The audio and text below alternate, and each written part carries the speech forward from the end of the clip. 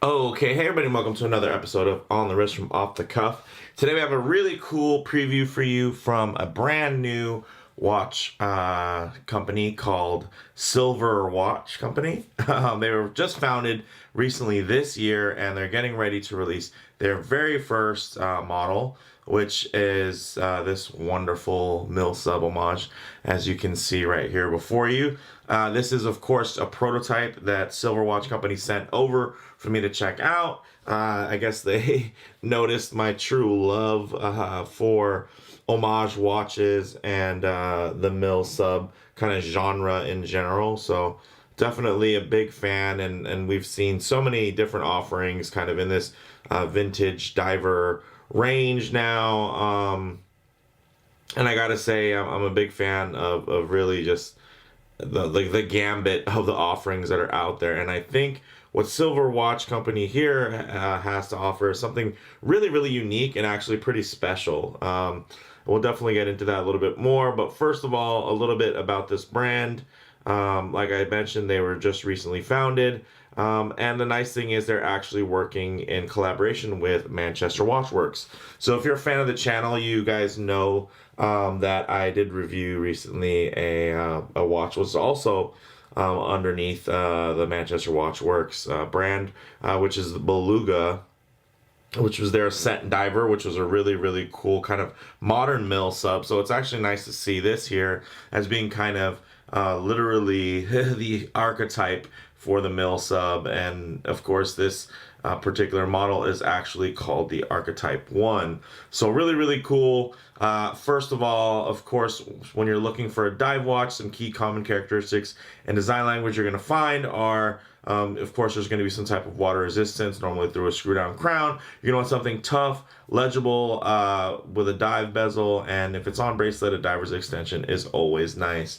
This particular model is known as the Maxi, and this does have the option of the ceramic insert. That's considered a kind of ghosted index there, which I think looks really, really nice, and I think really harkens back a little bit more to kind of that original style versus, if they were to, let's say, carve everything out and fill it with white paint. I think this definitely gives you still a little bit of that touch and feel of an aluminum insert, but with, of course, much better scratch resistant, and then longevity to color fading as well. So with that said, let's go ahead and get this in hand and take a closer look. Okay.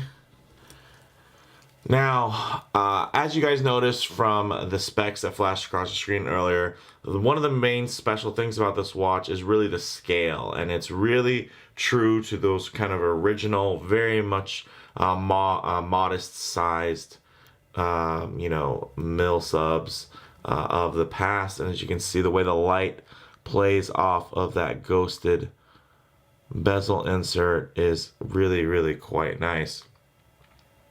Now, these are estimated for a delivery sometime second quarter 2019.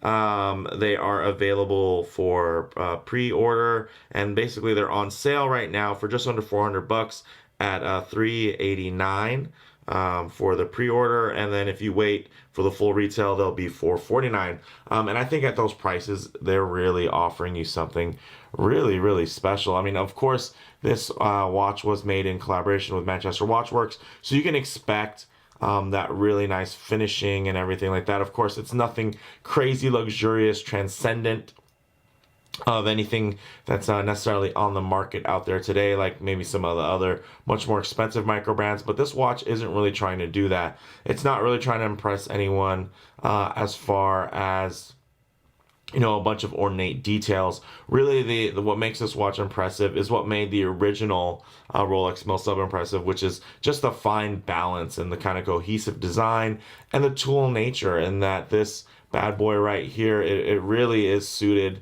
to really just do it all, and completely with functionality in mind. And and of course the aesthetics are not too shabby at all we all know this is a very good look. And of course, the testament to that being that there are so many other watches that have been released that are playing off of this particular look. Maybe none to this point until now that have been this true to form, I would say, but absolutely gorgeous. And just really quickly, we do have that 39.5 millimeter diameter across there, and then the height is only 12.5, so really nice, and that's all the way to the top of the crystal as well. Really nice profile, as you can see. Not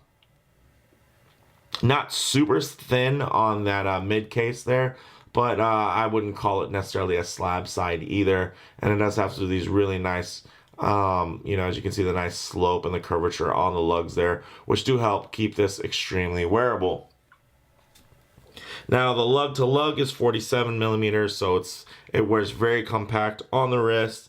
Of course, the style of the lugs is definitely older Rolex versus newer, so this is definitely going to be something that's going to wear more true to form in kind of the classic male sports watch fashion. The crystal, as you can see, of course, is a vintage domed sapphire with a really nice under AR coating. And one of the really nice things that I think that they did here is they actually kept the way that the distortion plays to really dial in to that that really great vintage aesthetic, and I think really bang on in those regards. As you can see, great visual play there.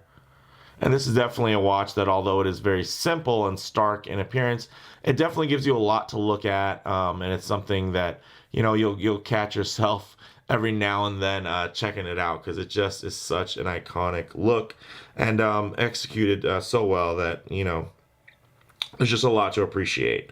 Of course, everything is pretty much brushed and polished. Really nice there. I mean, there's no like fancy bevels or anything like that, but other transitions are quite solid, as you can see. And then you do have the great drilled lugs, which is really wonderful for strap changes, and we'll actually get a couple of kind of vintage style straps out here and really kind of pair this and see how it looks. I don't want to go too much into the design, because obviously it's something that we've all seen if you're a big fan of this genre. So let's go ahead and get back into the specs. The movement in here is the Miyota 9039, which is basically a no-date version of the 9015 from Miyota. One of the complaints people have is about the rotor noise. See if the camera can pick it up or not. I don't think so, but you can feel it because it does have basically it only winds one direction. So because of that, it's going to wind. It's basically that rotor is going to spin very freely when it's going the opposite non-winding direction. And some people enjoy it, some people don't like it. To me, it's neither something that I look for to enjoy, and it's definitely not something that really bothers me. But I can see why some people may like it or dislike it. Me, I'm pretty neutral on it. I do like Miyota movements. I feel like they're nice and smooth, and of course readily available, which is also great. The case back is solid and engraved, as you can see. Again, very simple there with just the pretty much the logo etched very nicely. Oh, and if I didn't mention, this is a 120 click bezel. Let's go ahead and get the action going.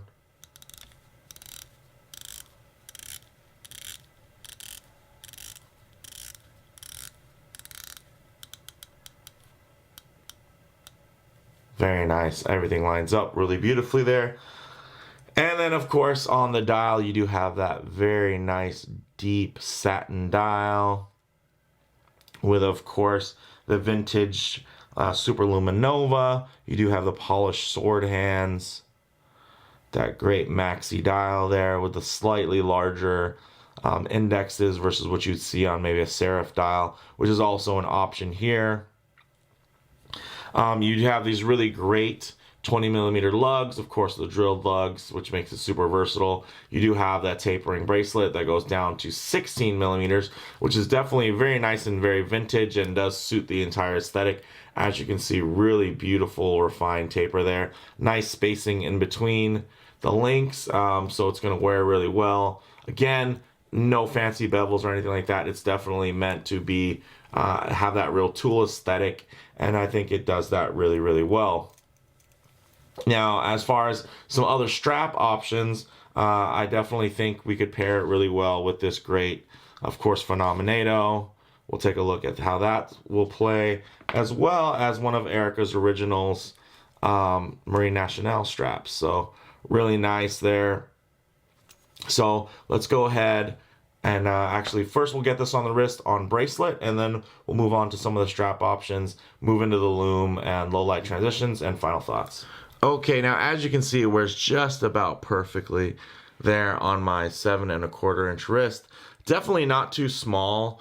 I've definitely seen, of course, diver watches in that kind of, in this size range, sometimes wear a bit small. Not the case here. Even if I have it down lower and you get a little bit more of my arm, it definitely doesn't wear small, and then I think it wears about perfect. And then of course, when you get a little bit closer, some of that lens distortion is going to make it look a little bit oversized, but that's not really how you're going to see it day to day. Also, you can see that the lugs do drape very nicely around the wrist, and then because we do have the kind of female end for the end link there, it helps that the bracelet links actually don't extend far beyond the end of the lugs there on the lug to lug. So this thing wears like an absolute dream, and oh man, I'm really, really just loving that ghosted bezel. I think pictures don't really do that justice, but when you actually have it on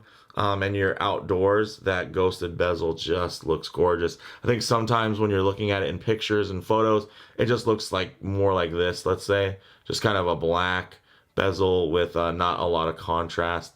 But once the light hits it and you start getting that real ghost feature there with the lighting up, I think it's extremely appealing. But let's go ahead and see how this looks on a couple of different strap options. Okay, now as you can see, ooh, wow, looks absolutely gorgeous paired with this nice kind of modern bond strap there by Phenomenato. Absolutely gorgeous. It's really kind of a nice blend of the old and new, because of course the original Bond wore a Rolex sub, a big crown. It wasn't a Milsub, but the actual style of the NATO here was actually, even this color pairing was really made popular by the Daniel Craig iteration of James Bond, of course, but except instead of using a Rolex diver, he was wearing, of course, an Omega diver in the modern era. But this is a nice one, kind of harkens back, and then that ghosted bezel really ties in. Look at the way the light hits it. It almost is a perfect match for that deep kind of Admiralty gray striping there on the NATO. And of course, because of those nice curved lugs, it still wears really well on the wrist, and it has that nice flat case back. So it's not being extended really high off of your wrist. So it's still very comfortable, very nice. As you guys can see, great profile on that, the bezel and the crystal combination. Really, really just super handsome. Get a little bit more arm in the view there. Wears really well, and I think if you were afraid that this watch did wear a little bit small, when you do put it on a NATO, of course, you get that little bit of extended hardware on the ends of your wrist, which can help, I think, kind of spread the visual weight of the watch a bit better. So if you maybe have a larger wrist, the NATO could be something that will really help kind of add a little bit of bulk to the watch in a way that will work for you. Let's go ahead and see what else this folks good on. As you can see here on Erica's original Marine National MN style straps, really beautiful color play there. So if you've, of course, kind of have this genre of watch, you're definitely going to have some straps like this that are just going to suit the watch so well, super comfortable. And of course with Erica's design, it is that single pass through, and with these curved lugs, really helps. Everything sloped down super nice, as you can see right around the wrist. Just gorgeous. This is actually one of Erica's earlier models, before she had the really great new branding on there, but this does have a little bit more of a tried and true look there with the patinaed hardware, which isn't really a brush finish, it isn't really a polished finish, it's just kind of a worn finish that does have a nice kind of satin finish to it. Really beautiful. And as you can see now, this, of course, you're going to have so much room for play. These are very comfortable straps, being that, of course, they are elastic. But you get a great range of motion. This thing just looks good. The patina just ties in absolutely perfectly with the color scheme here. Really happy to see this. Just a gorgeous combination. I mean, when these bad boys get released for production, I'm definitely going to be in line for one of them. They actually do have a blue dial variant that has more of a Tudor snowflake Milsub style to it, which I've been kind of waiting for. So really excited to see somebody kind of, finally bring those to the market. This thing looks absolutely gorgeous. So let's go ahead and move into some low light transition shots and loom. Okay, let's go ahead and hit the lights. So as you can see, the loom here is pretty outstanding. Definitely glows really quite well, even with the vintageized aesthetic there. But one of the things I do like to do on our channel is do some low light transition shots, just so you can get kind of an idea of what this watch is going to look like while you're transitioning in and out of a building, in and out of your vehicle. Just basically when you're not in direct sunlight, like we do a pretty decent job of simulating with the hot studio lights. But when you get this kind of off low light transition there, it does give you a nice look also at the way the color palette plays depending on the lighting. And then of course you do get to look at the way the light comes off of the finishing there on the brushing of the case material. So really quite gorgeous, as you can see. The way the light plays off this one. I mean, look at it just in that barely exposed. Just gives you a nice peek of design there. Really quite nice. So let's go ahead, get the lights back on, and move into some final thoughts.